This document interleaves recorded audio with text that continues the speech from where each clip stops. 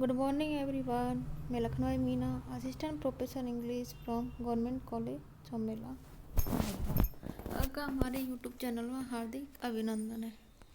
आज पढ़ेंगे अपन Charles Lamb की essay a bachelor's complaint of the behaviour of married people. अब देखिए, इससे पहले अपन चार्ल्स लेब के इंट्रोडक्शन के बारे में जान लेते हैं। देखिए, चार्ल्स लेब,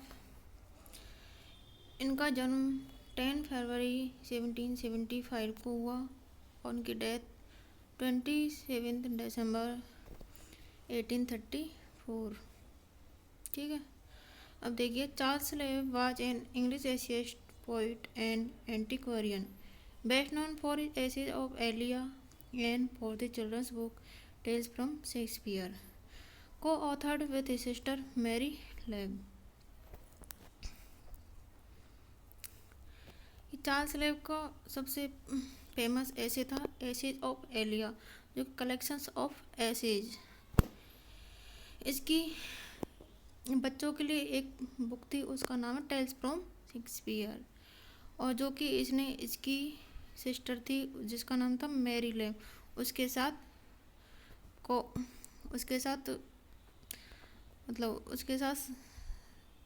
साझा की थी, या उसके साथ दोनों ने इसकी रचना की थी।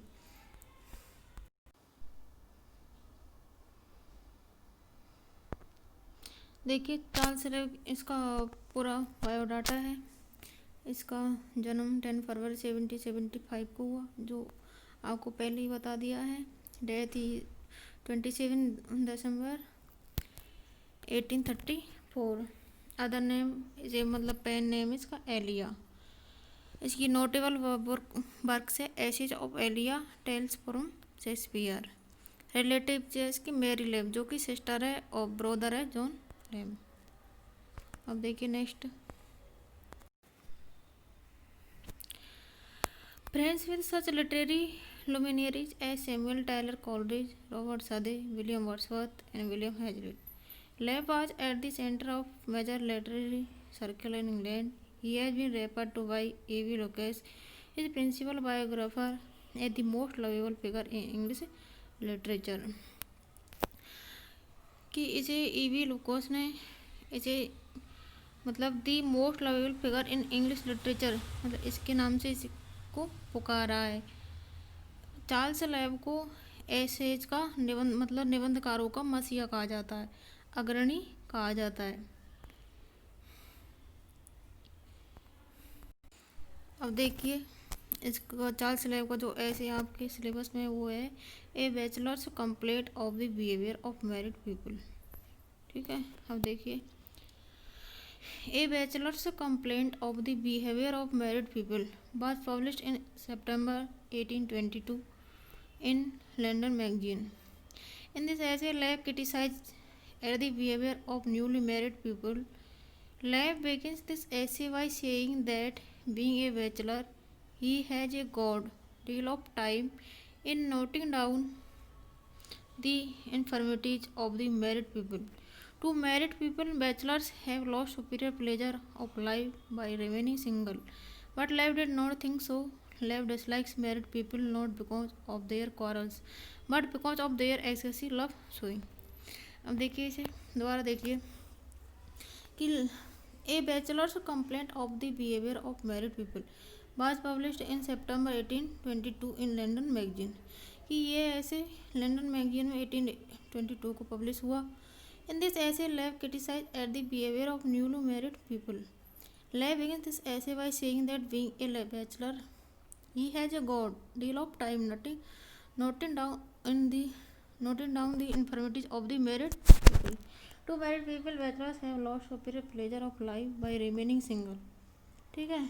अब देखिए, but Leib did not think so. Leib dislikes married people not because of their quarrels, but bachelor of their excessive love showing. अब देखिए,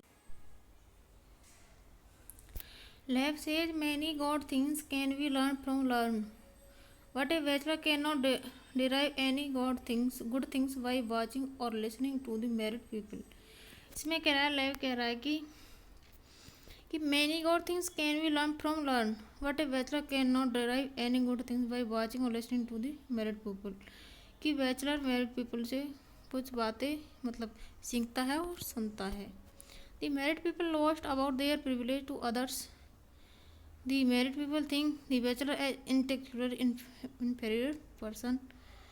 Once a married woman refused to discuss the breeding of ostriches with Lem. She asked Lem what an old bachelor could know about breeding ostriches. ठीक है, अब देखिए, the pride of woman is unbearable if he has children to Lem. Children are common and not as rare as phoenix. Even poor people have a number of children, so married should not feel proud just because they had children. Lamb loves children because they are engaging. He loves children not because they are the children of his friends. He quotes a Prounce, love me, love my dog. One can love in any way things of one's friend but not children. कि इसमें lamb बच्चों से बहुत प्रेम करता है, इसलिए उसने बच्चों के लिए टेल्स फ्रॉम शेक्सपियर लिखी। इसलिए लैब कह रहा है कि लैब कि वह बच्चों से बहुत प्रेम करता है। तो वो कह रहा है कि he love children not because they are the children of his friends. He quotes a proverb, मतलब वो एक सूक्ति भी देता है कि love me love my dog, मतलब बच्चों के लिए कह रहा है कि love me love my dog. One can love inanimate things of one friend but not children. अब देखिए next. Lamb complains that young wives try to separate the old friends of their husbands from him. ठीक है, lab कह रहा है कि lab ये शिकायत करता है कि that young wives try to separate the old friends of their husband from him. To separate, they use many cunning methods. One such method is to laugh at everything the friend says and make their husband to think that is old friend is not fit to be his companion. Another method is the exaggeration by exaggerating the qualities of her husband's friend. Her husband himself became jealous and will cut down his friendship. दोबारा देखिए कि one such method is to laugh at everything he friend says and make their husband to think that his old friend is not fit to be his companion. Another method is the exaggeration by exaggerating the qualities of her husband's friend. Her husband himself became jealous and will cut down his friendship. Lamb complained that the most of the wives treat their husband's friend with contempt. ठीक है, अब देखिए, once a woman made him wait for a long time to serve supper. Another woman served ordinary food to Lamb and some special food for herself and her husband. अब देखिए इसका conclusion ऐसे का। Lamb concludes this essay by warning his married friends to correct themselves if they fail to do. Lamb says that he will publish all their name. मतलब ऐसा टिप्पणी कर रहा है लास्ट में कि दिस ऐसे by warning his married friend to correct themself, कि इसमें मैरिड पीपल को वो उसके जो मित्र है उनको वो कह रहा है कि अपने आप को मतलब अपने आप में सुधार कीजिए।